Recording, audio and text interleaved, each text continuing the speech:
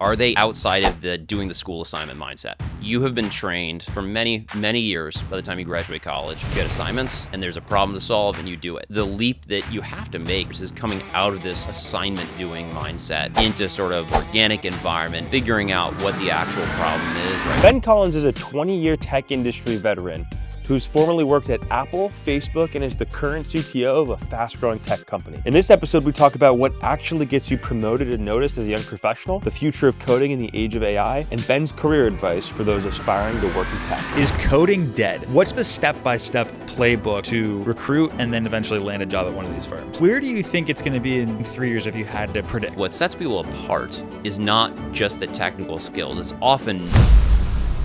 What was the difference that you saw in just the kind of people you're working with across small startup versus one of the biggest tech companies in the world? Are the people different? Do they act differently? Is the team dynamic different? What did you notice about that? Yes, definitely. In a certain way, the problem that those big tech companies have is often on the sort of object level. It's kind of like technical problems. Can I scale this, or can I, have some algorithm that does that? These are technical problems. But the bigger problem is really kind of like the communication and organizational questions, right? This is part of the reason these big tech companies continue to hire where there's need and then have these massive layoffs. Partly is just the communication coordination thing end up bogging you down. Yeah. And when you have 10 times as many engineers on a team, you definitely do not get 10 times as much done, right? Like it's sublinear scaling for sure. When you have a team like that. A team of 3 is just gorgeous. If your whole engineering team is 3 people, like beautiful. 5 people, you can work just absolutely shoulder to shoulder. That's awesome. In lockstep. But obviously you need bigger teams than that to do big projects. Yeah.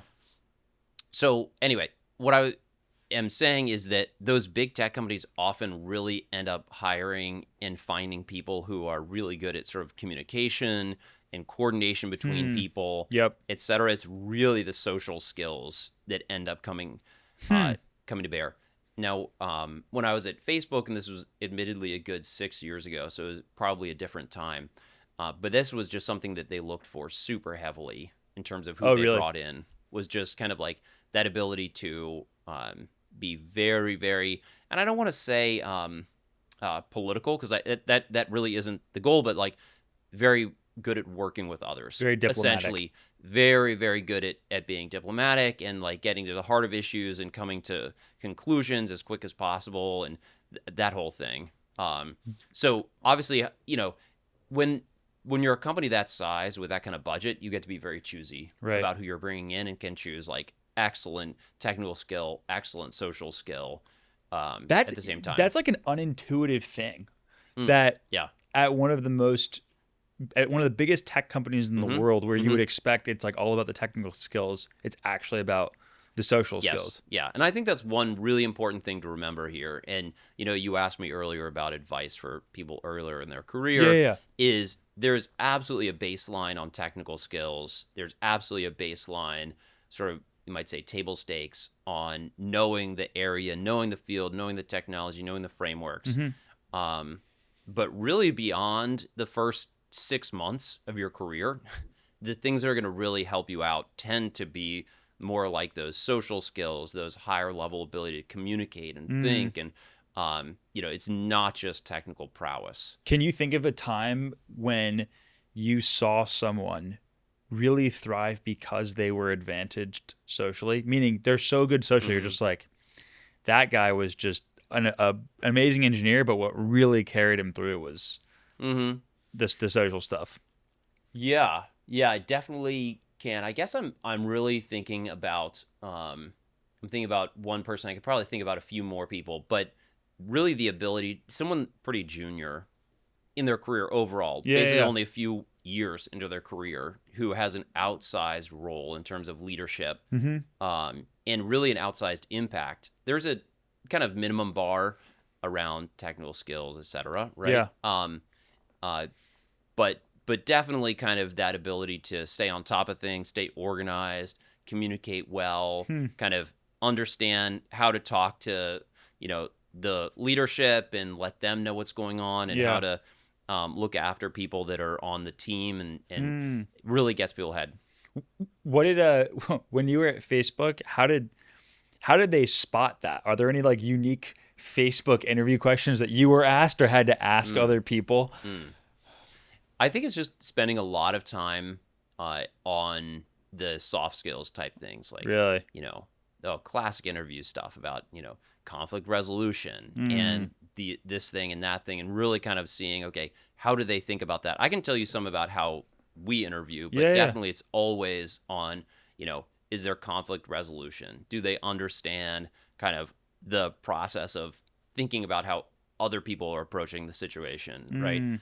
Um, I had an interview recently that did not go well. Partly there, I heard about a situation that involved conflict, and I Hmm. sort of asked, okay, but like this person that you were having the conflict with, what was their argument? Like I heard your side of the story, but what was theirs? And the Mm. person couldn't even remember what the other person was thinking. I'm Wow. like, well, I mean, it wasn't, you were not engaging with them really if you don't even know what their argument was, right? So this is like, okay, you could have been right. They could, I'm not even actually adjudicating who was right. It's Right. like, you know, but if you're engaging on merits with somebody And you can't and articulate you their can't even argument. articulate what their argument was, Wow. then you were not And it was engaging, an right? interview too. Yeah. That's So, I oh, mean, we that's always, crazy. Yeah. Wow. always try to like dive really deep on kind of like but you know, for more junior people, what I really always ask is uh questions about, you know, how have they looked at their surroundings and judged what was going on and decided to take action, Mm. right? So I always say, hey,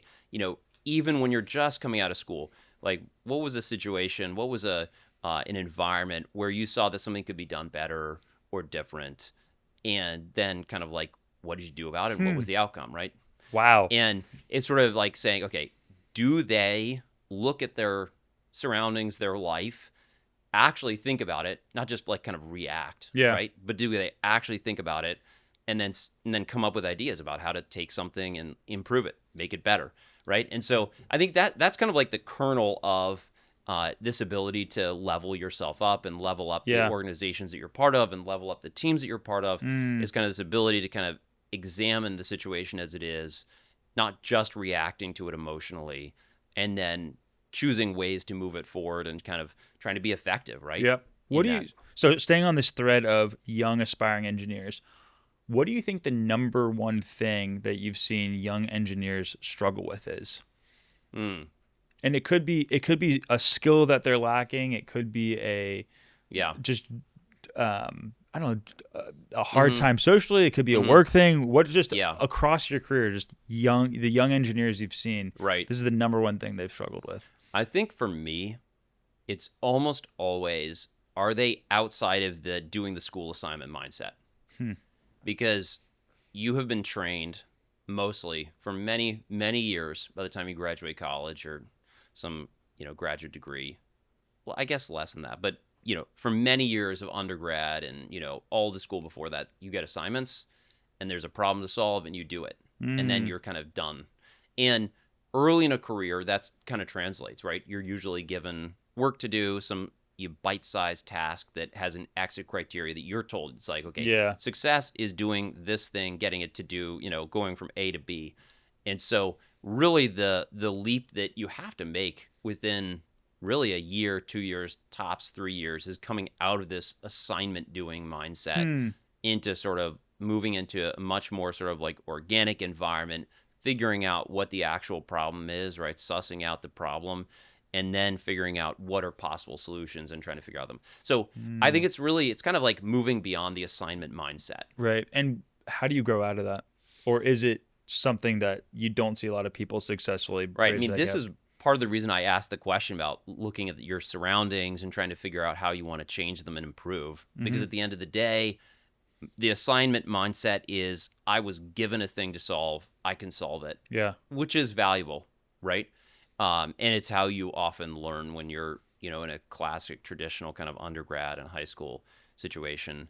But yeah, I mean, you move beyond that by saying, okay, here's the little pieces of an assignment. Here's the little tickets I got to do and execute on. But if I look at the bigger problem, the business problem, the product problem, here's how it kind of like ladders up Mm-hmm. into something that I could take on and solve. I could make the product better. I could make the team better, Yeah. right? I could make, and at the end of the day, the big question is, can I make myself better, Hmm. right? Can I actually take those things, kind of look at how I work and operate, and can I improve actually on how I get my own job done? What's like the inverse of the assignment mindset? Which, by the way, I love that term. That's a real. I'm going to steal that from you. Okay. Good. What's like the inverse of the assignment mindset? Like you shouldn't have the assignment mindset. What is the inverse of that? The mindset you should have.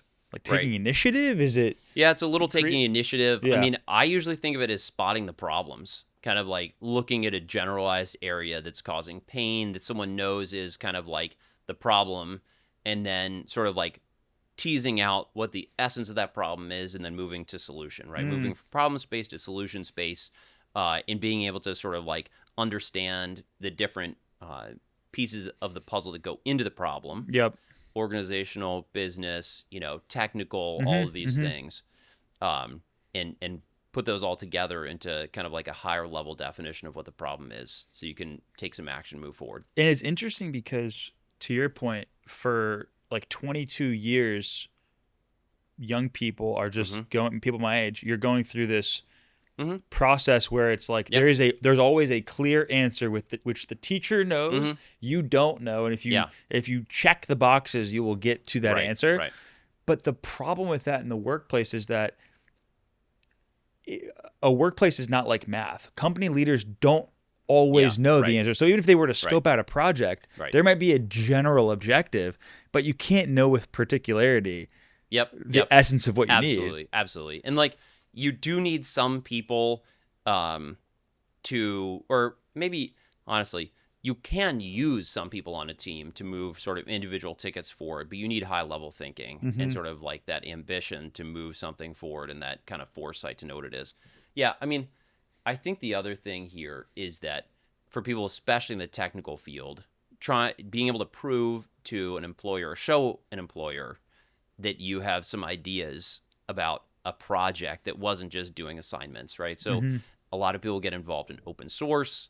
A lot of people sort of create... What's open? Sorry, I don't know what open source is. Open source is contributing to projects outside of schoolwork, basically. Got it. Okay.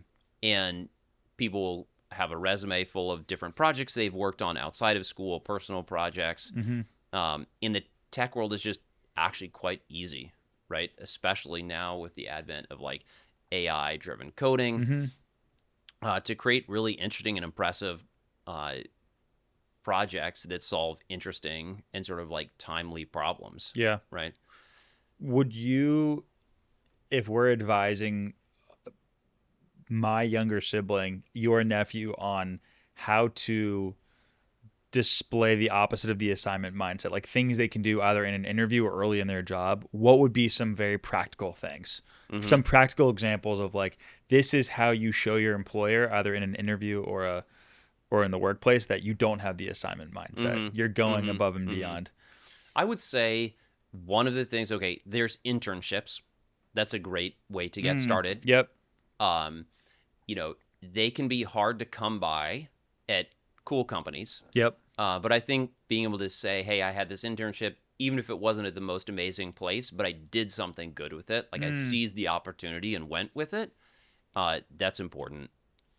Another thing is just involvement in open source projects. And I think another thing here is not just demonstrating technical skill, although you could do something very complex and technically challenging, and that's a plus, but showing that this actually was something that you thought of in advance. I will say one of the funniest things I saw for years after 2020, people with open source projects that were like some sort of like COVID simulator of like how the disease spread. So probably a good thing to have done once or twice, but like everybody had done it. And so at some point I'm like, okay, it's got, now it has to be like wildly technically sophisticated for me to be interested in this at all, because it's just not a novel idea, right? So I think that's the other thing is like, okay, don't just take on an idea that everyone else has. Come up with ideas of your Be fresh, own. Be fresh, be creative. Like look around you in the world and be like, this is a thing that needs doing or solving, and go from there. So, I mean, you can also impress on technical complexity as well. And so that's a different angle, but it's like try to really be thinking about what is different, what are things that other people are not currently doing, I like and that. try to be creative in those ways, Mm-hmm. right? I think it's really cool. Let's pivot to some of the future of the industry stuff. So Ben, is coding dead? Should people still learn how to code? Yeah, people should still learn how to code. Mm. I think it is moving in a direction where, maybe 10 years ago, you could say, hey, you should learn how to code even if you don't even really want to or like it, Yeah. because it's just this growing industry. We need unlimited numbers of coders, et cetera, et cetera. I think I would probably say right now, because of the lack of this clarity on where the industry is exactly going, Mm-hmm. you should want to do it. You should love it. And there are a lot of people who really just love coding. Mm-hmm. Like I did. That's how I got into it. I've always enjoyed it. So, you have to be ready for the ups and the downs in Yeah. the industry. So I probably would say right now, hey, don't go to learn to code just because you know that there's going to be a million jobs out there. But Yeah. it's still, what we're seeing right now, at least, again, this is sort of a snapshot in time, but in a way, there's a demand for even more engineers right now, even though AI is helping people write code faster, because there are just so many more things that an individual software engineer can do. So things that couldn't be automated except for with a big team in a very expensive manner. Interesting. Yeah. Now, if they can be done at a lower kind of unit cost, maybe now it's time to go after them. It sort of follows in this whole thing called the Jevons paradox, which when the unit cost of something goes down, the actual total consumption and the money spent ends up going up. Mm-hmm. Oh, interesting. Just because, it becomes actually more attractive to spend money and time on something when you know that a small amount of money is going to get you a big benefit. I think there's a lack of clarity. I don't think anyone knows. I will say that, I think there's a little bit of the people inventing these new tools and algorithms are themselves engineers. Yep. So of course, the first thing they want to solve is coding, because that's what they know That's what in they the know. day to day. Right. So that's definitely going to be one of the reasons. Also, coding is a very verifiable thing, right? The things that AI is best at is like verifiable And like linear, yeah, logical exactly. things. So if it's a task that, and you find this to be true, is AI coding tools are better the better the verification is. So if you can have a tight verification loop, you can have a much more expressive and an agent that can work much more independently and get more done. Wow. So that's kind of like software in a nutshell. There's other things in this world that are much harder to verify. Yeah. But I think that, those things will be automated in some way too as we move forward. It's just a question of when. It's a question of when and how. And so I think that what we're looking at is an increase in and people have been saying this for a while. What we're seeing is an increase in the need for engineers to think about the product and think more about kind of the higher level aspects of what they're doing and why. Yeah. Which we were just talking about. Just because the day-to-day, I want to say maybe drudgery, some people love it, but just certainly the sort of like day-to-day grunt work of coding, if you want to, it certainly is being automated away in many different ways. So I don't know. I have a colleague that I have found very inspiring who's been in the industry for quite a while. Yep. And he says, look, he was programming before there was, the internet was like a common thing that everyone had on every desktop. Right.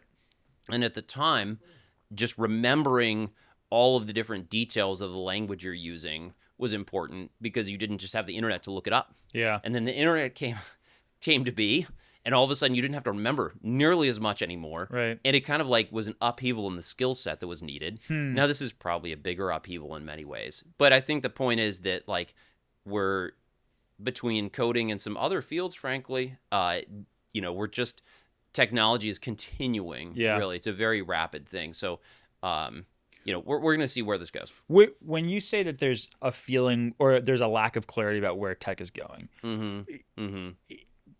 Where do you think it's going to be in 3 years if you had to predict? Like where are we? Is there any possible ballpark? Is there Yeah. anything that people can agree on? Like the No, wise there's absolutely no agreement here. no No agreement. agreement. Yeah. Paint the And landscape for me yeah, of I like mean, what the well, different right. I mean, you perspectives can are. even see what the sort of the folks who are leading the big frontier AI labs, Yeah. maybe 6 months or a year ago was going to be, they were talking about mass unemployment.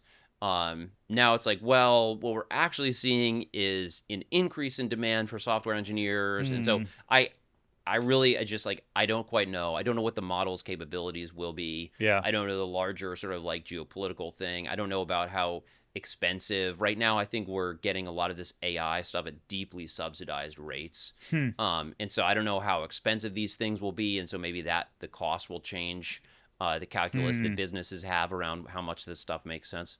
So I don't know. I basically, I just have no idea how to. Have you seen it change your work at all in the last, like if you compare Mhm. 2026 to 2020, has Oh, your for data, sure. Oh, well, 2026 to 2025. I mean, and even I mean wow. it's changing very rapidly. I mean, it's changing month over month. What are some of the changes? Like if we were to go back to Mhm. July of 2025, what Mhm. the work was Mhm. like versus what it's like now, what would be some of those changes?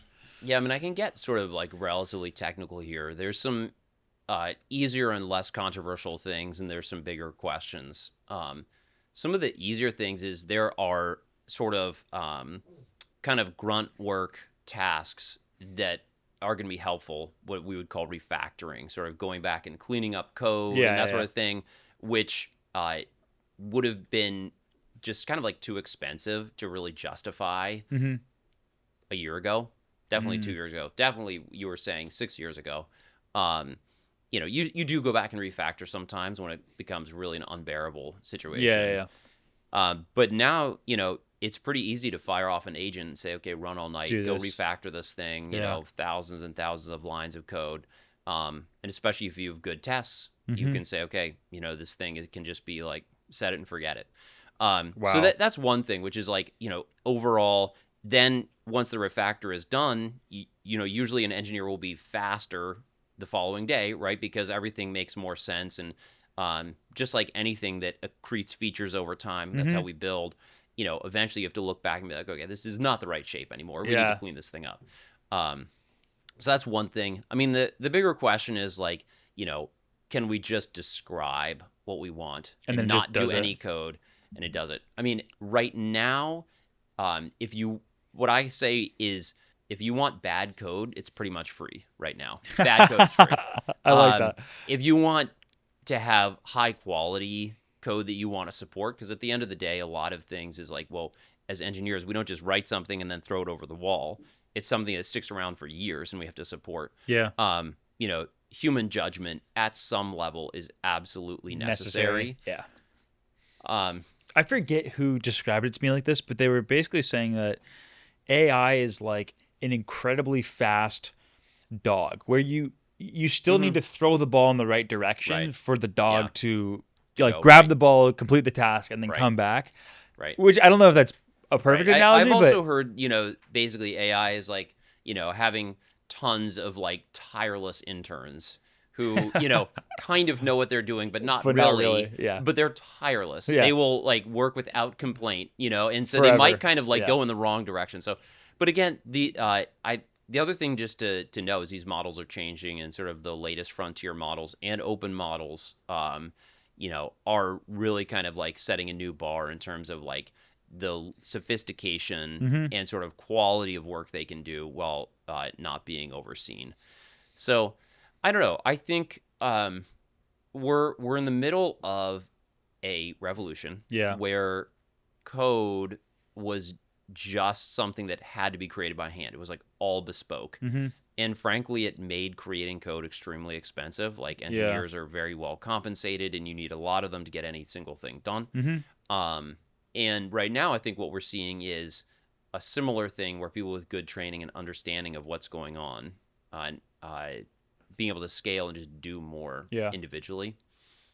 But I guess, all this, coming back to your original question about training and learning and getting a Yeah. grounding. Yeah.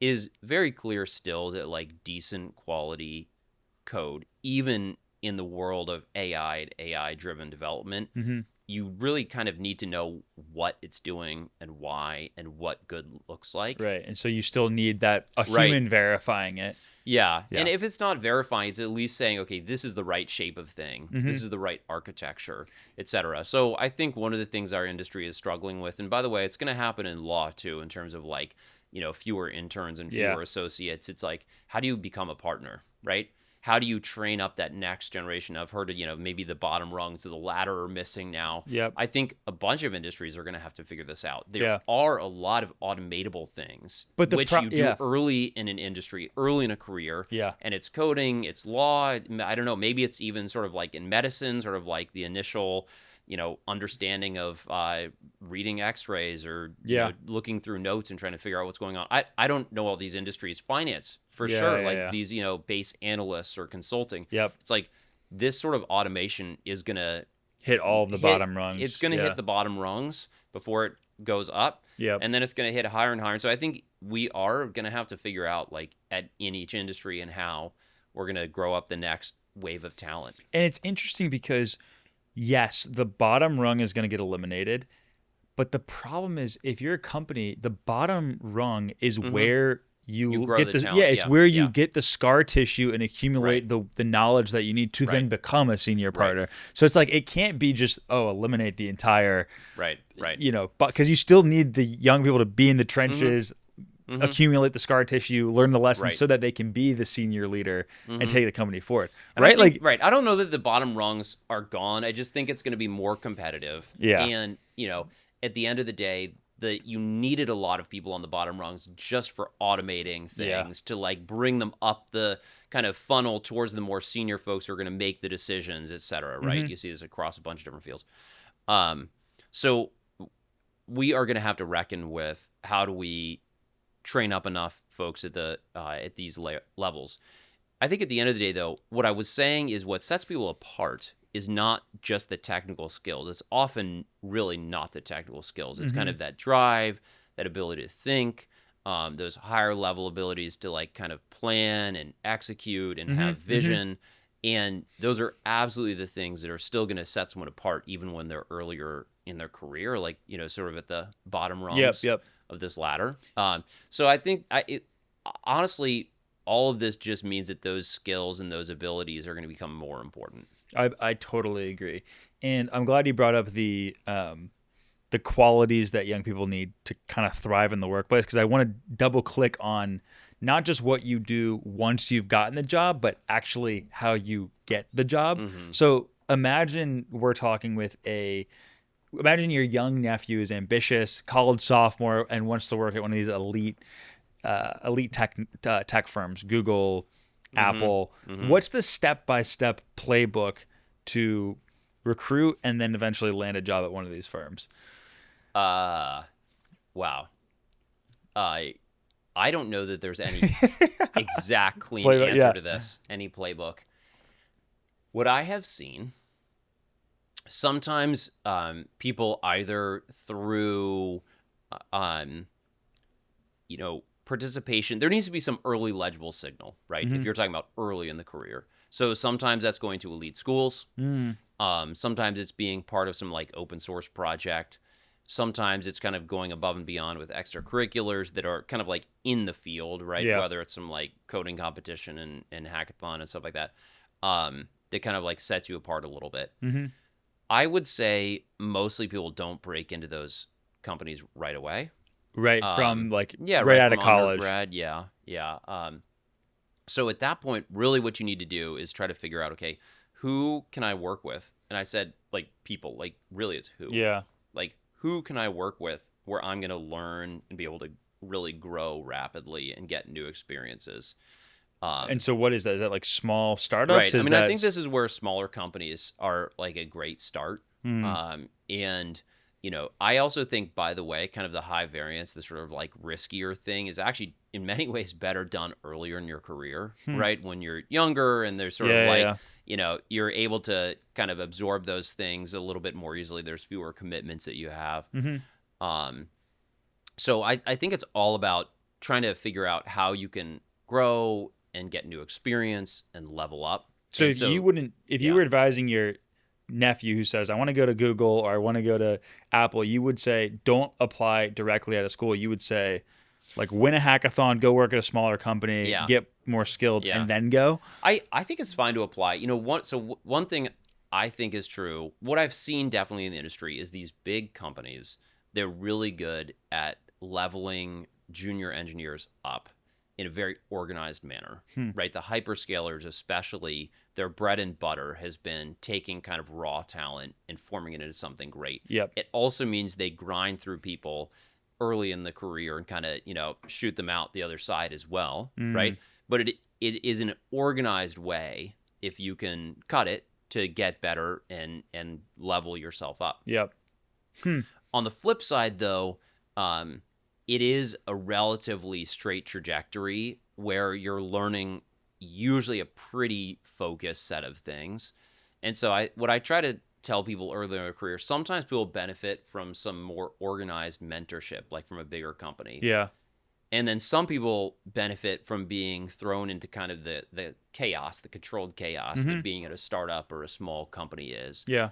Because they want to just like try a ton of different things and sort of see what sticks and what they can learn from, et cetera. And so I think you can learn quite quickly in both situations. I think if you're extremely ambitious and you kind of have a really good head on your shoulders, this small company lets you learn a lot of those things very quickly. I mean, that was definitely for me true earlier in my career, is being at a smaller startup. There's just, I like to say there's kind of like things that need doing, these sort of like low-hanging fruit that no one's getting to, right? These opportunities are just sitting around. And because of the size of the company and often when it's growing, it's just a chance to prove yourself and then often go take one of these responsibilities. And it's like, well, would we rather have this new person we don't totally know yet try that or just nobody do it at all, right? And so often it's like, well, let's take a risk and let's give this person a chance to sort of see and prove themselves. That's interesting. Whereas like the big company might not do that. Right. They're going to have much more organized plans, much more clear sort of capacity allocation, and just a much clearer path to here are the things we need to do and here are the people we need to do it and da-da-da, which of course is how you have to run a big complex organization. Of course. Yeah. It's also why they're relatively slower in adapting and moving. If we're staying on this thread of Ben Collins' nephew. I don't even know if there's a real nephew out there. There's some nephews. There's some nephews.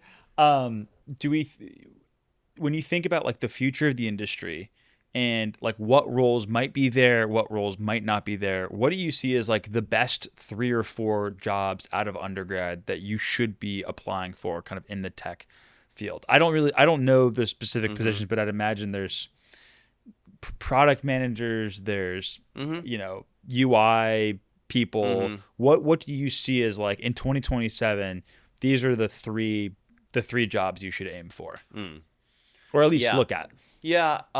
That's a really good question.